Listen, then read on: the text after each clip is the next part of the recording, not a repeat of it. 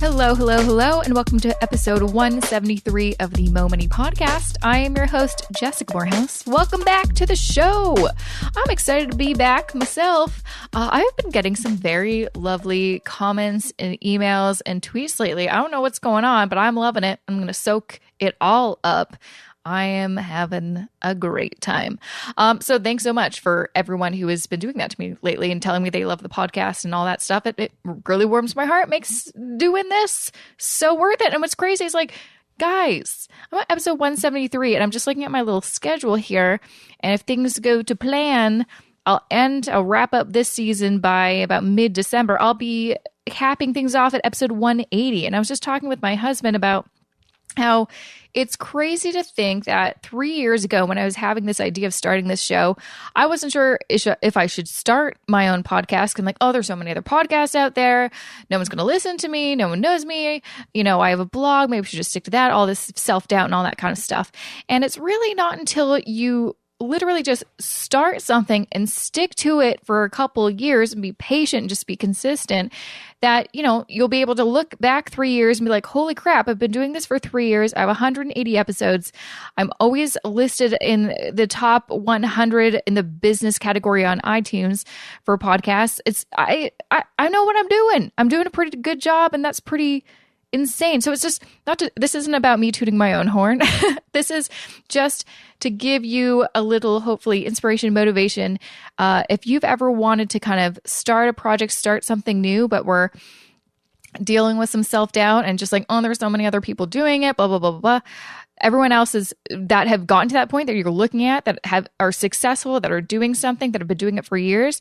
Well, just look at how many years they've been doing it. And before that, they hadn't done it. Like for me, it's like lots of people look to me like, wow, you've done your podcast for 3 years. I'm like, yeah, but 3 years ago, I had no podcast. So there you go. There's your little motivation, inspiration. If there's something that you want to tackle and do, just do it. Because in a few years' time, you'll be, you know, a veteran, an expert at it. So there you go. Anyways, those are some of my thoughts at the moment. Anyway, so for this episode, I know you're going to love it because number one, my guest is named Jessica, right? Amazing. So obviously we hit it off like a house on fire. But we have and also not only Jessica, she's a financial coach. So we talk about so many great things. I absolutely love this episode. She is just the best. She is also a personal finance blogger. Oh, I don't think I even mentioned her name. Her name is Jessi Fearon. She goes by Jessi, not Jessica. You can find all her stuff at jessifearon.com. Her company is called The Budget Mama, which I love. As I mentioned, she's a financial coach. And how she kind of got into things was her and her husband were dealing with a ton of debt. And they're trying to figure out how can we stop living this paycheck to paycheck life and just get out of this debt cycle. And so they started educating themselves. And her and her family were able to pay off just over $55,000 of debt in 2 years and are now almost 100% debt free. So that includes their mortgage too. So we talk about all that stuff, how they were able to accomplish such, a really, tough situation. She also has 3 kids, and just live normal life and not feel like you're always, lacking, and living super frugally. So anyways, great conversations to come. You're going to love this episode. But before I get to that interview with Jessi, here's just a few words about this episode's sponsor. This episode of the Mo Money Podcast is supported by FabFitFun. Have you tried out one of FabFitFun's subscription boxes? No? Well, what are you waiting for? In case you don't know, FabFitFun is a subscription box service that provides full-sized beauty, fashion, fitness, and lifestyle goodies for one low price. How low? Combined, all the products in their boxes are valued at $200, but you only pay $49.99. That means you could get a box of 8 to 10 full-size products from brands like The Honest Company, Tarte Cosmetics, Kate Somerville, Free People, Summer & Rose, and more for less than $50. Not only that, shipping is free for most U.S. locations and just $8 for other locations like Canada. And because FabFitFun is awesome, they are offering $10 off to all Mo Money Podcast listeners. Just use the promo code MONEY and get $10 off at checkout. To learn more or to get your first box, visit fabfitfun.com and use promo code MONEY. That's fabfitfun.com and promo code MONEY. Well, thanks, Jessi, for joining me on the Mo Money podcast. Happy to have you here. I've seen you, I feel like I've seen you around on the interwebs and at FinCon for a number of years. So it was only a matter of time that I think you got on here. Yes. Well, thank you so much for having me on, Jessica. I really love coming on. Yeah. So you now just go by your name, but you were kind of the budget mama. Is that correct? Yes. Yeah. I used to be the budget mama. Yeah. Why did you decide to just kind of go by your name now? Well, more for brand consistency, because I do talk about a lot more than just budgeting.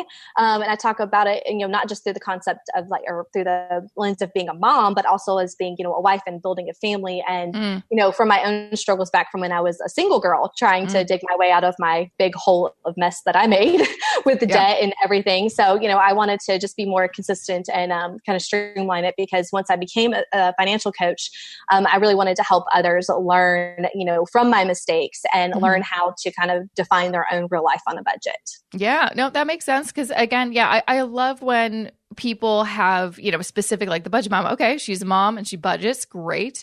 But at the end of the day, we're all like humans with like layers. So it makes sense that you want to explore more of that and share more of who you are.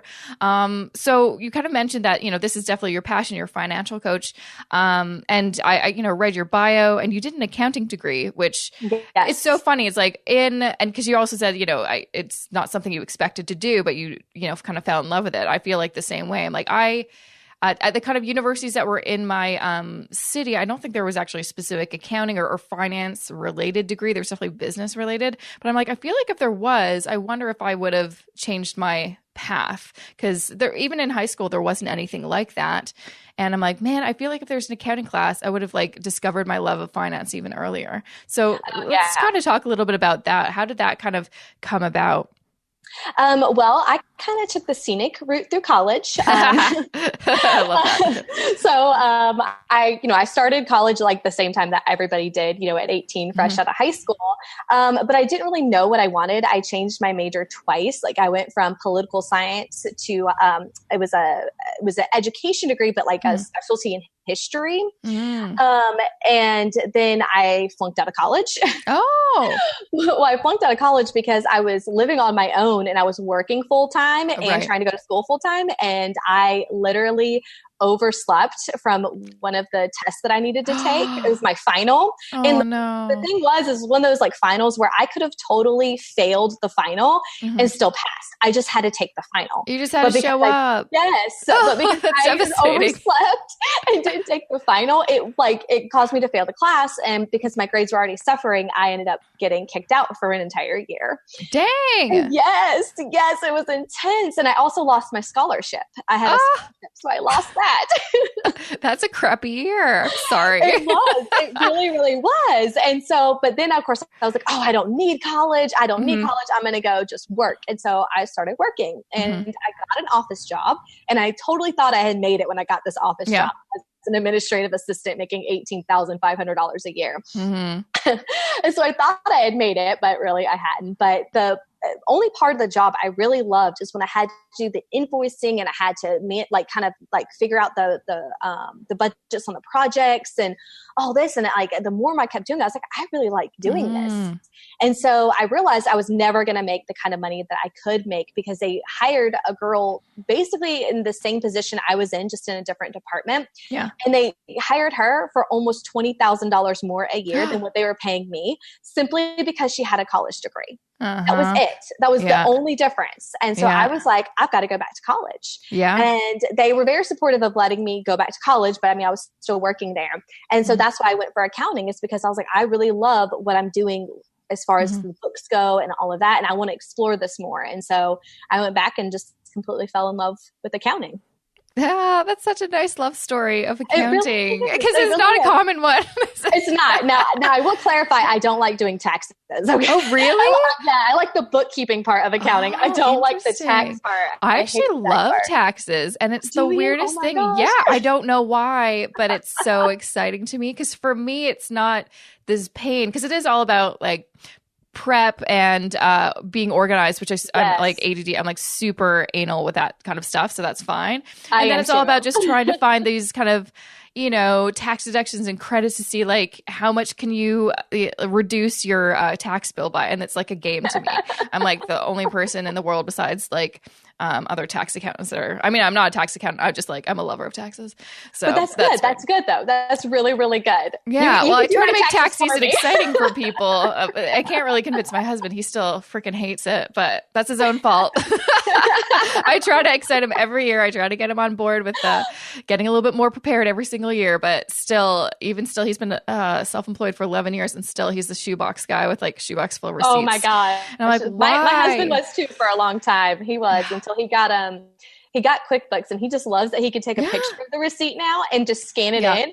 Yeah. He loves that because he used to literally have piles of receipts that were like so faded that I would sit there going, I don't even know what this was for, honey. Is this even from this year? I don't even know. Exactly. Yeah. I've tried. He does use some other accounting software. I can't remember, but he's just stubborn, and that's just like, it is what it is. But I've tried to convince him like there's FreshBooks, there's QuickBooks, there's so many options out there that make it very easy for you. But he's like, yeah, but I've had this particular software for so many years. He's just hard to convert over. I'm going to try my best. Tax season's around the corner. So I'm going to just try my best this year, see if I make a dent or whatever. So that's awesome. And that's also a huge achievement. I don't know too many people who've been able to successfully work full time and go to school. That's not easy. That is not easy. Well, I mean, most people in university are like, oh no, I just want to focus on my studies and exams. So I knew so many people that didn't even have a job in university. For me, I couldn't afford that. I needed to make money to, well, and that was kind of my story too, is that I had to make money in order to still live and be able to go to school. And, and I was older too, when I went back to school for my accounting degree. And so that was also too, like a little weird because some of the kids were like really young and I'm like, oh my gosh. Cause I was having to take some like general ed classes. So I'm in there with like the freshmen that are 18 and, and I remember one of them was complaining about a professor and I was like, this is literally the easiest class I've ever taken. Why are you complaining? Like, oh my God. I know. Well, I always kind of wonder what it would be like if I were a bit older. Cause I feel like looking back, like, oh, I was such a like just entitled little shit really. And I mean, if I'd gone back, cause now like I've gone back to school so many times, not for a degree or anything like that, but just for, other courses or credentials and stuff. And I freaking love it. I'm like, oh, it's such a privilege to be able to afford to go back to school and educate yourself. And, so maybe you had a different perspective because you were older and you realized, no, this is so valuable. This is going to help my life. And, you probably did better in school too, because you're just a bit older and wiser, right? I did. I did a whole lot better in school. And I was even able to, the job that I was doing, because I got promoted to a project manager role at the office job that I had while I was in school. And they actually allowed me to use it as a co-op. So I was able to graduate within 3 years versus 4 years once I started back again because of that co-op opportunity. So it was really, really awesome being able to do that. And so I was actually a wife and a mom of a 4-month-old whenever I graduated. So, which was really, I literally gave birth to my first son the first week of school. And I had a professor that didn't believe me. He did not believe, because I had to send them an email. I'm in labor and I'm like typing emails to the professors to say, hey, I'm not going to be in class tonight. And so the one professor didn't believe me until when I walked in the classroom, other students had been in classes with me the semester before and they knew I'd been pregnant. Yeah. And so they were like, oh my God, you had the baby. Because obviously I'm showing up with no belly anymore. Yeah. And he was like, oh, you really did have a baby. And I'm like, yeah, dude, I sent you a picture of the baby.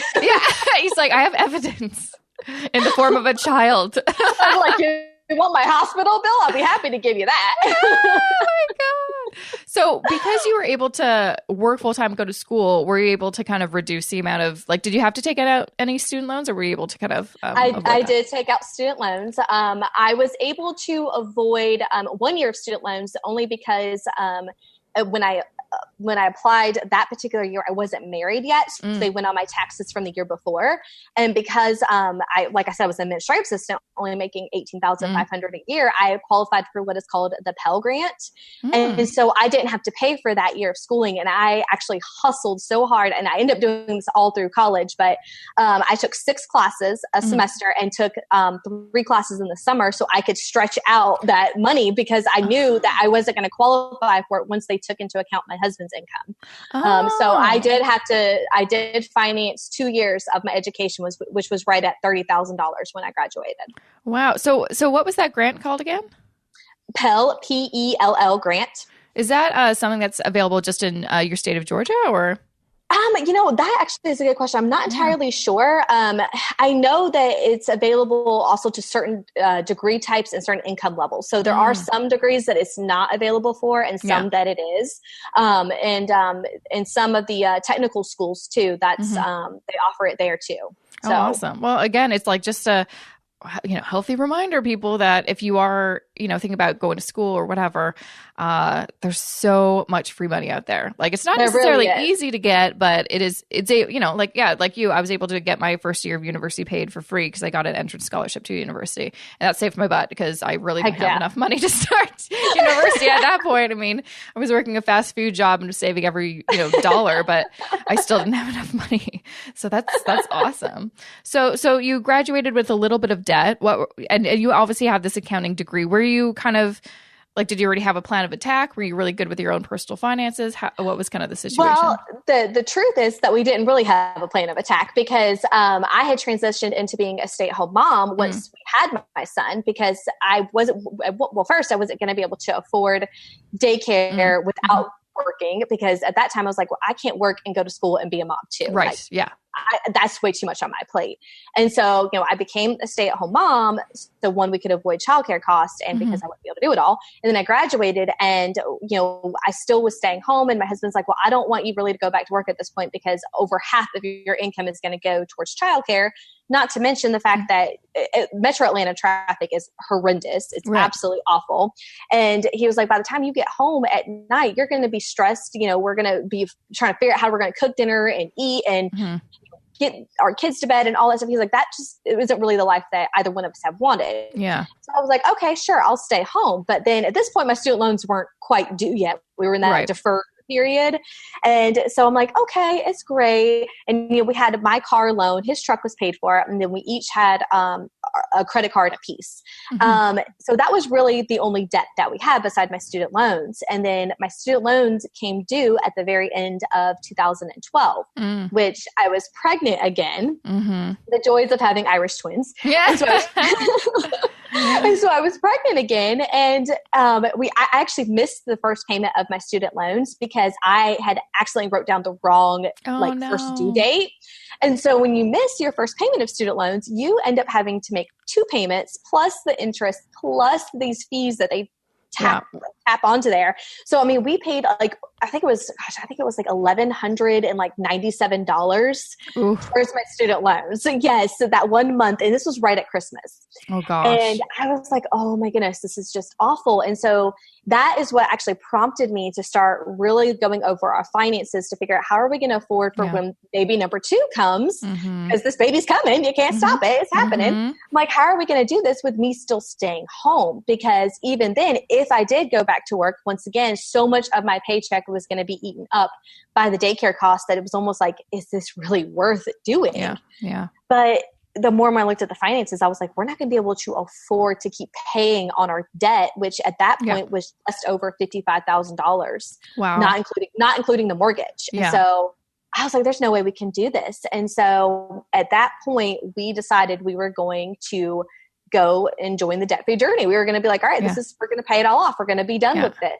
And what inspired you? Because did you discover kind of like there's this like whole debt repayment community that's super support? Like, how did you kind of be like, okay, let's do this? Because most people, I think, have no idea this is even an option. They're like, well, I've got debt, but everyone else does. So exactly.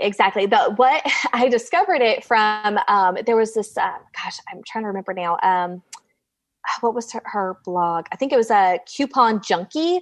He had posted this video of this interview, and this woman was talking about becoming debt-free and paying off all your debt, which, I mean, like, I had paid off a ton of credit card debt back when my husband and I, right before we were married and right when we were first married, of credit card debt. So our credit card debt wasn't really the out of control part, but we had, almost $20,000 on a car loan, and then my $30,000 in my student loans. And so it was like, how do we do this? Like, to us, the car loan and the student loans was like good debt, right? Yeah. So we had to really sit down and break the cycle of the good debt versus bad debt. And that was the first time I had heard about it was on this interview, was to stop thinking about good debt versus bad debt, just see it all as debt. And I actually totally agree with you, because I cannot stand, I feel like people use that good debt versus bad debt as an excuse to continue to tack on debt. They're like, but it's good debt. I'm like, it's still debt. You still owe somebody money. Exactly. Just, it doesn't matter just because like you're going to buy a car, like, and you're telling yourself it's good debt. So therefore you're justifying going and buying a nicer car than what you probably can afford. Exactly. And so once I heard that, it was like that click.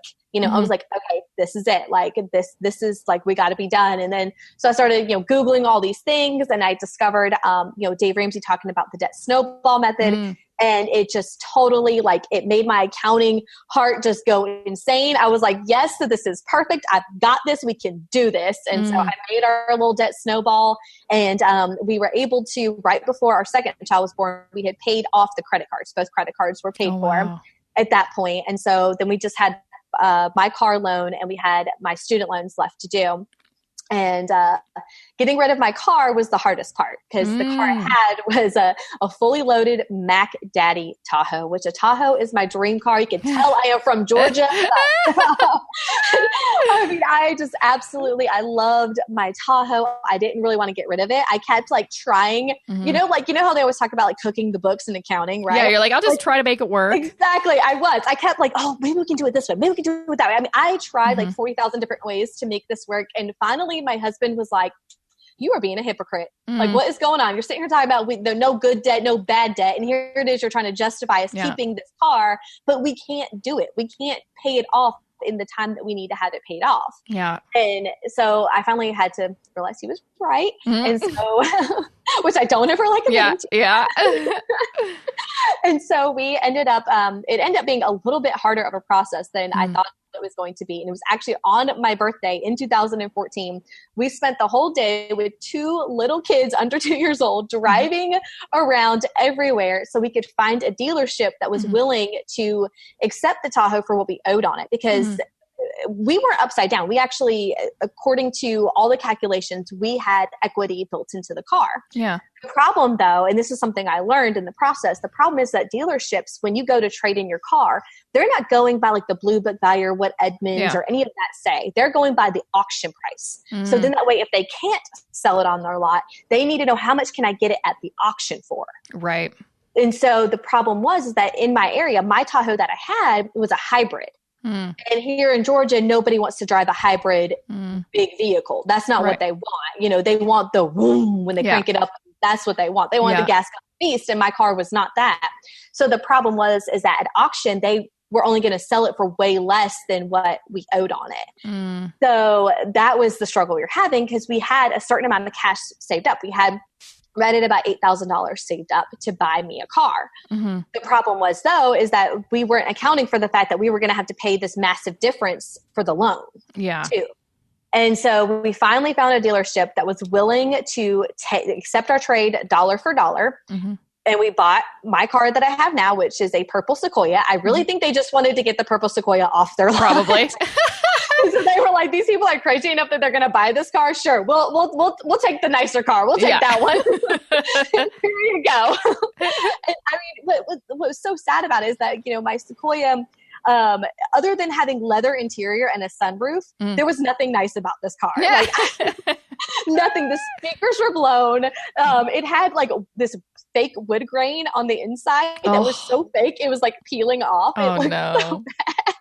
It was so terrible. And I'm like crying as we're leaving the dealership because I'm leaving my super nice car for this one. And even my husband, like as we're driving off, he was like, okay, if you're really not going to be okay with this, we'll just turn around and go get the car because I can't deal with you like this. And it was just so hard, which just seems so silly to talk about because probably most people are going, what? Like, that's a car, lady. Get over it. No, some people, no, like I feel like specifically with cars, people are very, either they're like, whatever, it just gets me to A to B, or they're very passionate about their cars. Like it is basically a way to, it's part of their identity. Right. It is. And that's how it was for me. And for me, I was like the American poster child of, you are what you drive. Yeah. And I didn't even realize I believed that, to be honest with you. It wasn't like something I was consciously telling myself.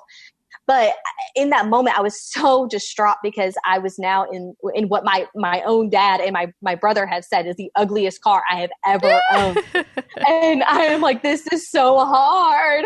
Yeah. I'm like, oh my gosh, and I was so upset. But now I absolutely love that Sequoia. I wouldn't trade it for that nice Tahoe.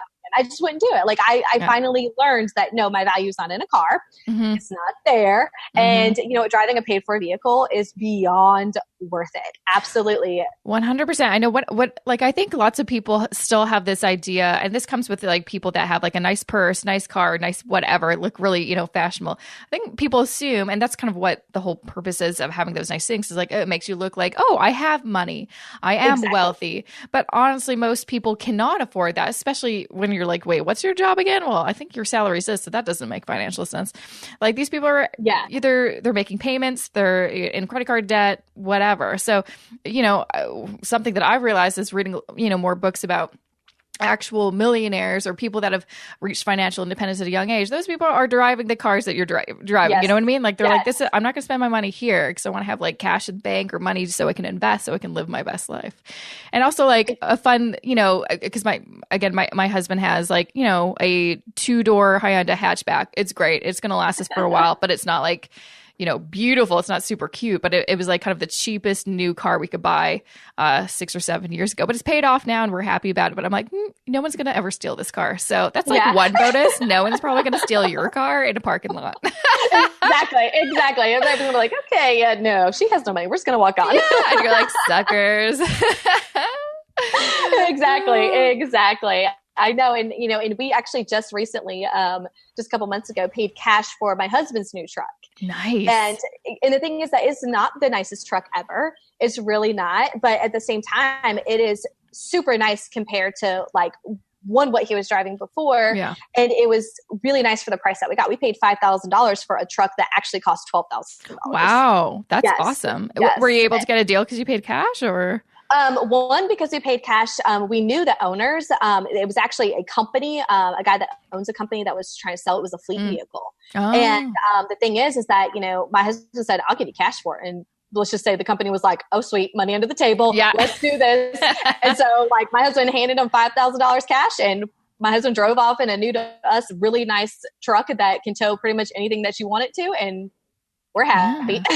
Yeah. And also just like, that's another idea too. Most people just assume you have to go to like a car dealership to buy it. But I'm like, actually buying privately can actually get you a really good deal on a really good car. And that's the thing. The truck is like well maintained because it was a fleet vehicle. Yeah. So they had to maintain it on a fleet schedule. Yeah. So, everything was taken care of. The engine runs amazingly well. Like it has a few scratch and dings on it or whatever. But I mean, everything about it is amazing and it runs incredibly, Awesome.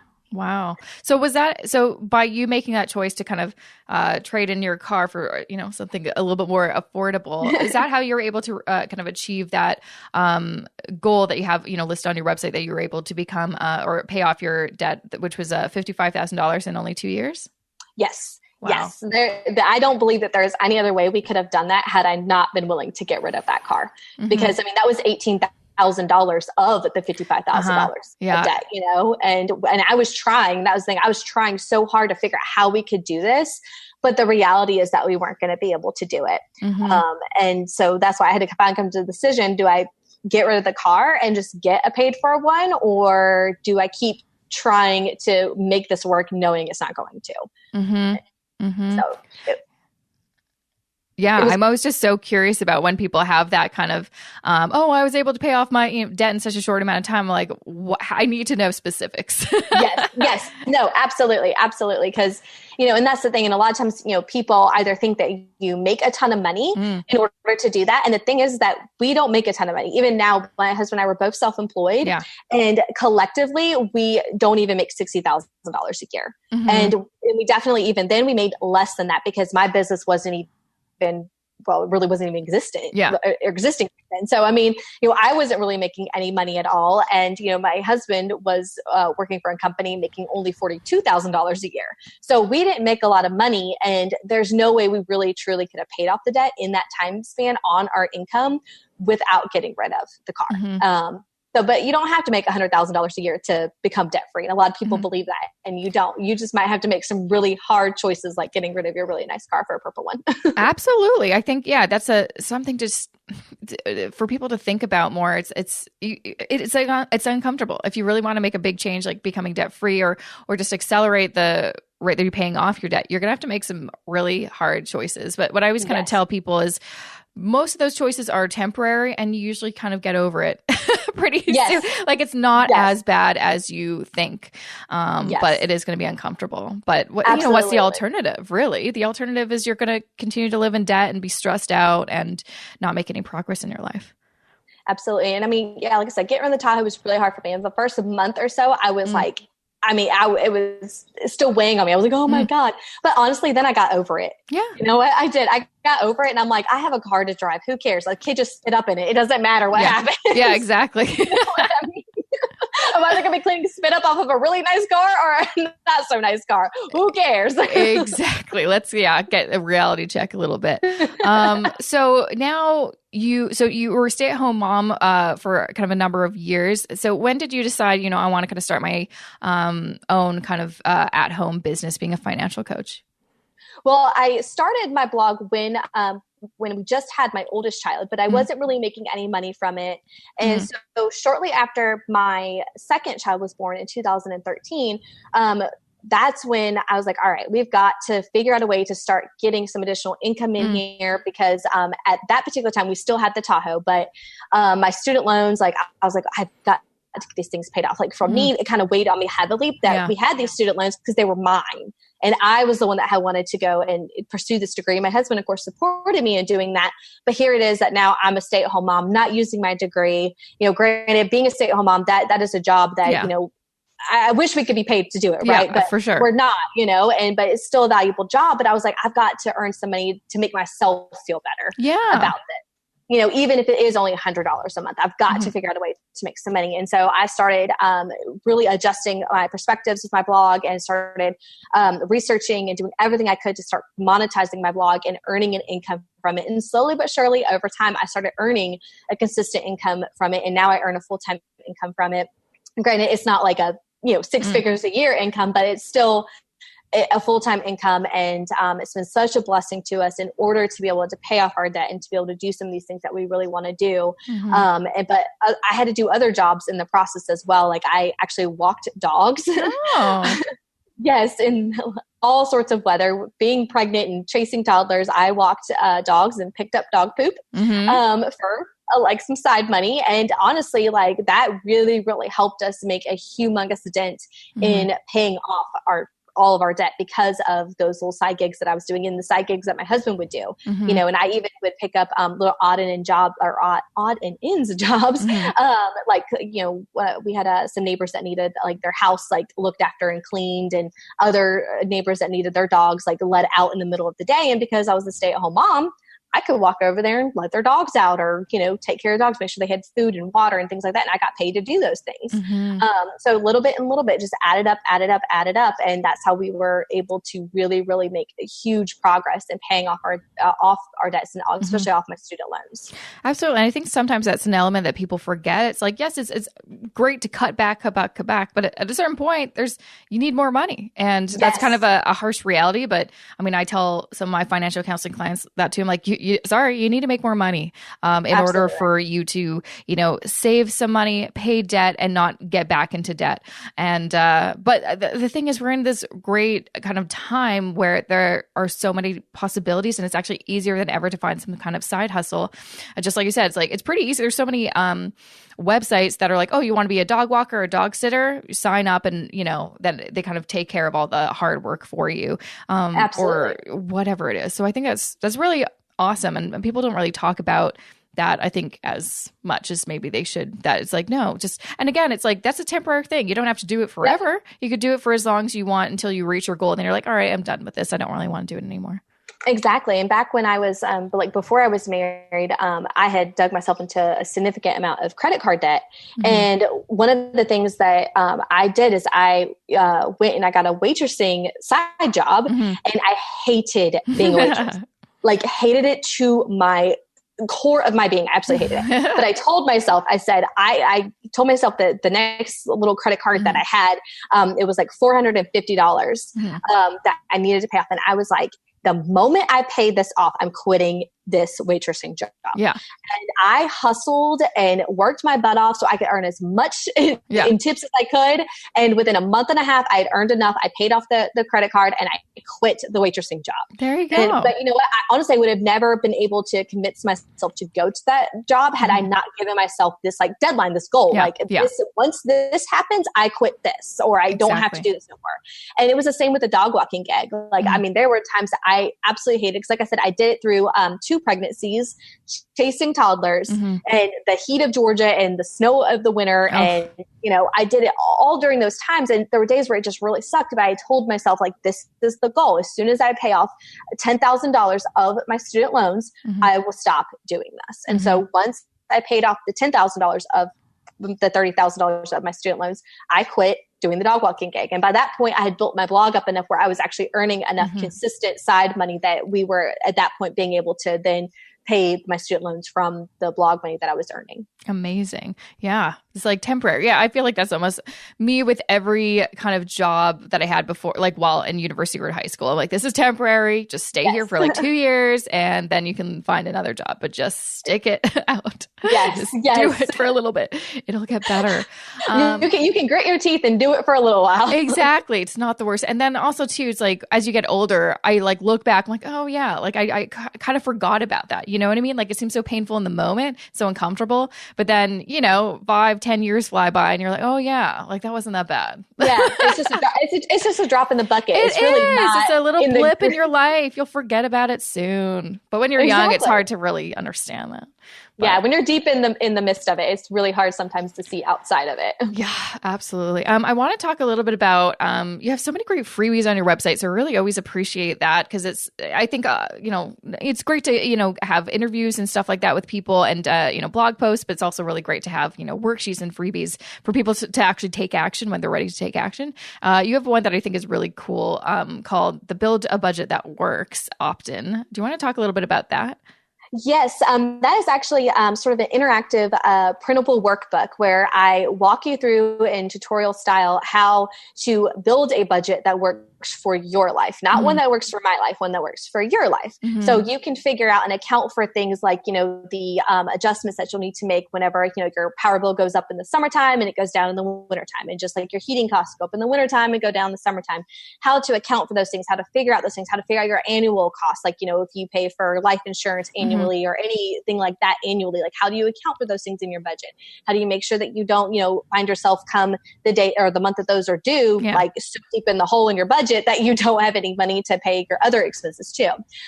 So that workbook just walks you through being able to do that and set up a workbook that actually, or set up a budget that actually works for your real life.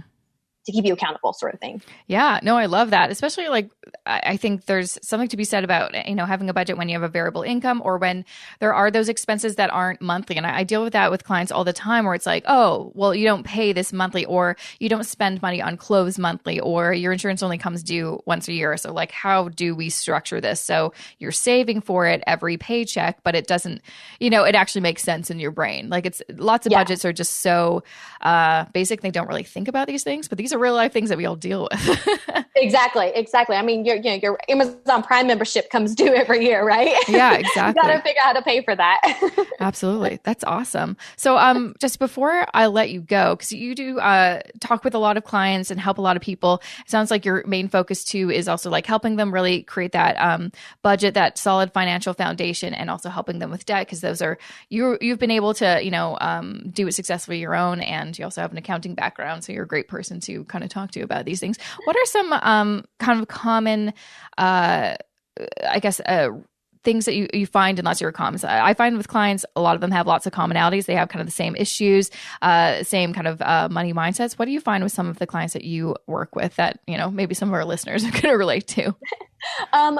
For me, it's the like sort of a lack of priorities, lack of like knowing what they want their money to do for them. For example, I had a client last year that I had them sit down and do this exercise because they were making great money, both of them. And they came in for this, saying that their budget wasn't working, but I didn't feel like their budget wasn't working. I felt like they just didn't know where to put their money to live out what their goals were. So I said, I want you right now to write down on a piece of paper in front of you, 5 years from now, what year is it?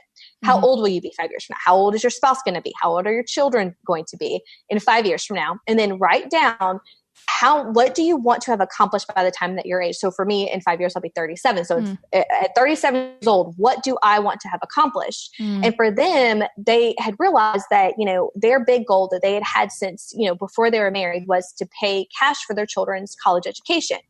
Well, they realized during this exercise that in 5 years from now, their oldest child was going to be 17 and they hadn't even started saving for college.